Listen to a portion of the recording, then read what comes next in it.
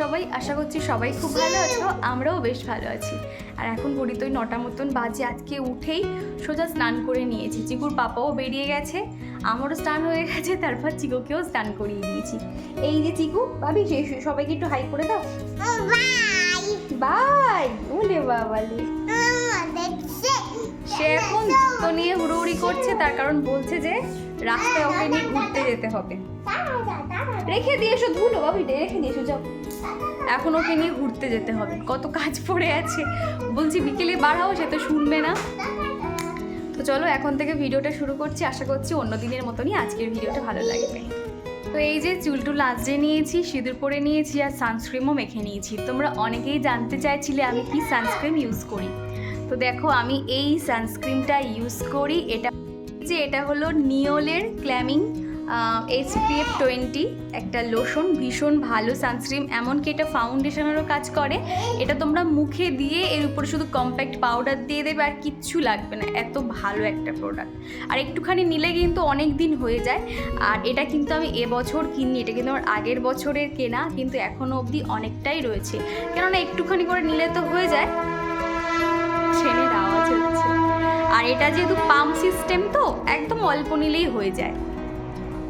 বাইরে বেশ কি সুন্দর হাওয়া হচ্ছে, বেশ এত সুন্দর হাওয়া হচ্ছে না। তো দেখো ঘরবাড়ির কি অবস্থা হয়ে রয়েছে, বিছানা তো এদিক ওদিক হয়ে রয়েছে। তো চলো বিছানাটাকে পরিষ্কার করে নিই, তারপর রান্নাঘরের দিকে যাওয়া যাবে। তো এদিকে দেখো বিছানাটা সুন্দর করে গুছিয়ে নিয়েছি। আর আজকে সকাল থেকে একটু ঝলমলে রোদ দিয়েছে, আর এত পরিমাণে গরম লাগছে না। এই যে এত বৃষ্টি হয়ে গেছে, মনেই হচ্ছে না যে এত পরিমাণে ঝড় বৃষ্টি হয়েছে।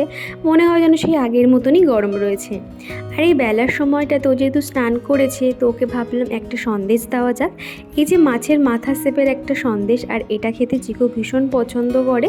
তো এখনও ফোন দেখছে, এটা খাইয়ে আমি রান্নাঘরে চলে যাব কাজকর্ম করতে। ওর পেটটা ভরা থাকলে অনেকটাই একটু অতটা টেনশান থাকে না, আর তখন কিন্তু আমি মন দিয়ে কাজকর্মগুলো করতে পারি। তারপরে অনেকটা সময় পর আর কি আমার কিন্তু এরই মধ্যে রান্নাবান্না হয়ে গেছে। আর আজকে আর বেশি কিছু রান্না করিনি, ওই সয়াবিন আলু দিয়ে ঝোল করেছিলাম, তাও আবার ঝাল নুন কম দিয়ে, কেননা যেহেতু চিকু খাবে। আর রাত্রিবেলা বানাতে হবে রুটি। চিকুর পাপা বলে গেছে যে আজকে সে রুটি খাবে। আর এমনিতেও কিন্তু অনেক দিন হলো স্টকে অনেকটা আটা পড়ে রয়েছে, বেশি দিন আবার ফেলা রাখলে সেগুলো আবার নষ্ট হয়ে যেতে পারে। তো সেই জন্য একবেলার মতো রান্না করে নিয়েছি। তারপরে এই যে থালা বাসনগুলো সুন্দর করে মেজে নিচ্ছি। আজকের মনে হলো সকালের যে আমার ডাস্টিং ক্লিনিংয়ের যে কাজকর্ম তোমাদের সঙ্গে সবসময় শেয়ার করে থাকি, সেগুলো একটু স্কিপ করে যাই, কেননা সবসময় তো একই রকম জিনিস দেখতে ভালো লাগে না। তো এখন এই যে বাসনটা মেজে না খাওয়া দাওয়া সেরে নেব, তারপর একটু ঘুমিয়েও নেব। তারপর তোমাদের সঙ্গে আবার দেখা করছি। যে খাওয়া দাওয়া করে খানিকক্ষণ শুয়েছিলাম, ওই আধ ঘন্টা মতন আর কি একটু ঘুমিয়েছি।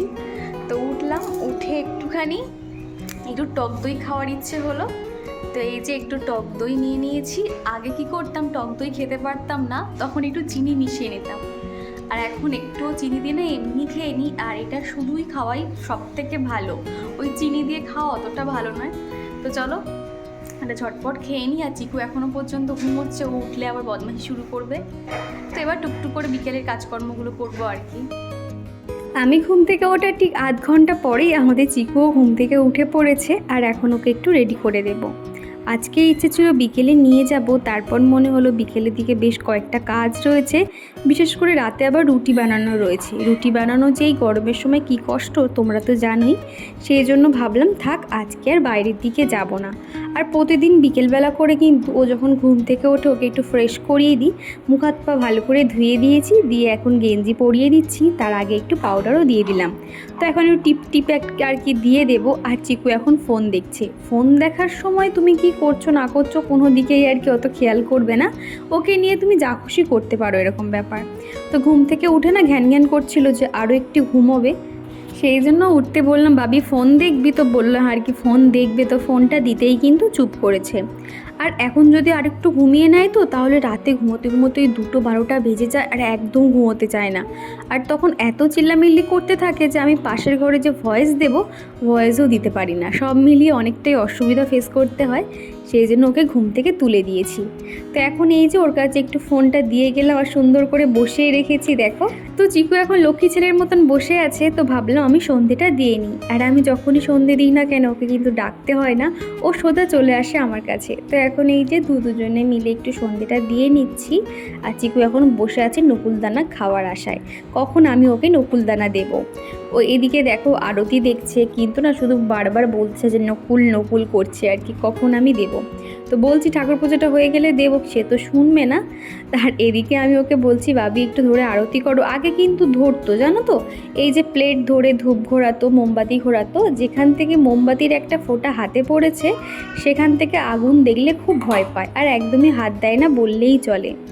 আর এখন এই তো সন্ধেবেলা করে কৃষ্ণের অষ্টতর শতনামটা পড়ে থাকি, আর যেদিন সকালে সময় থাকে সেদিনকে সকালে পড়ি। আর এই সন্ধে দেওয়ার সময়টাতে কি হয়, ঘরের প্রত্যেকটা জায়গা কিন্তু আমি পরিষ্কার পরিচ্ছন্ন রাখার চেষ্টা করি এবং প্রত্যেকটা জায়গায় লাইট জ্বালিয়ে দিই, কোথাও কিন্তু একটু অগোছালো করে রাখি না। এমনকি সিঙ্কের উপরে যে এঁটো থালা বাসন সেটাও কিন্তু রাখি না, এতে কিন্তু সংসারের জন্য অনেকটাই অমঙ্গল হয়। তো দেখো আমি কিন্তু এদিকে অফ ক্যামেরাতে ঘরফরগুলো ঝাড় দিয়ে নিয়েছিলাম, সেগুলো আর তোমাদেরকে শেয়ার করিনি। আর সন্ধ্যের পর থেকে এত সুন্দর বাইরে ঝোড়ো হাওয়া হচ্ছিল, তো ভাবলাম ওকে নিয়ে একটু দাঁড়াই, যেহেতু প্রতিদিনই প্রায় সময় বিকেলে নিয়ে বার হই আর বাচ্চারা কিন্তু ঘরের মধ্যে থাকতে থাকতে একটা খিটখিটে একটা মেজাজ ভাব চলে আসে, সেই জন্য এখানে দাঁড়িয়েছিলাম। তাই কত আনন্দ করছি দেখো ওর সঙ্গে।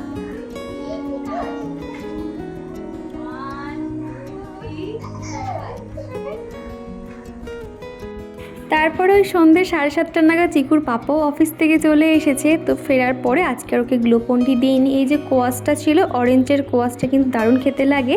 আর আমি না আগে ভাগে চিনি আর জল একটু ভিজিয়ে রেখেছিলাম, তার মধ্যে এই যে কোয়াশটা দিয়ে দিচ্ছি, দিয়ে একটু জল দিয়ে ফেটিয়ে নিলেই কিন্তু রেডি। খেতে কিন্তু দারুণ লাগে, খানিকটা রাসনার মতো লাগে আর কি। আর এদিকে নিয়ে চলে এসেছে আইসক্রিম। দেখো ফ্রিজের মধ্যে অলরেডি আমুলের এই আইসক্রিমটা রয়েছে, শেষ করতে পারিনি, আবার আইসক্রিম নিয়ে চলে এসেছে। আসলে আমার আইসক্রিম খেতে প্রচুর ভালো লাগে।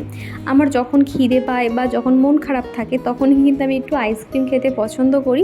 সেই জন্য যেখান থেকে গরম শুরু হয়েছে প্রতিদিনই প্রায় আইসক্রিম খাওয়া হয়, আর ডিপ ফ্রিজে এরকম আইসক্রিম রেখেও দিই।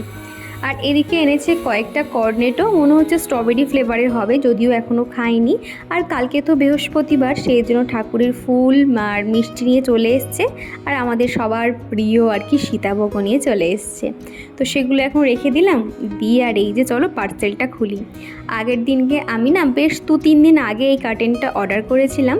আর তোমরা তো প্রায় সময় বলো দিদিভাই তোমার ঘরে একদিকে পর্দা লাগিয়েছো আর একদিকে পর্দা নেই কেন, তো সেই জন্য ভাবলাম যে চলো আরও একটা অর্ডার দেওয়া যাক।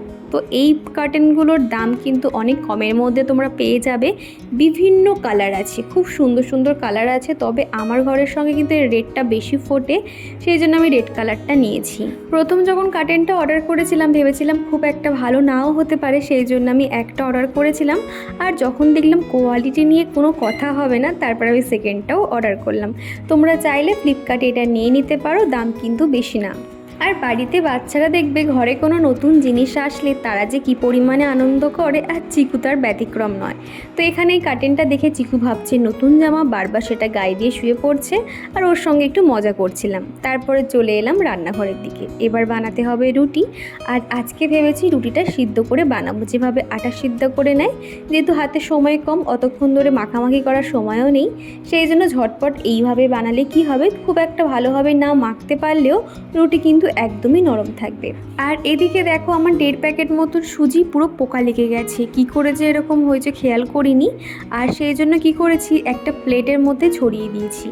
আর এই সুজিটা যদি এখন একটুখানি হালকাভাবে গরম করতে যাই তাহলে পোকাগুলো সব মরে যাবে, আর এই সুজির মধ্যে থেকে যাবে, তখন তো আর খাওয়া যাবে না।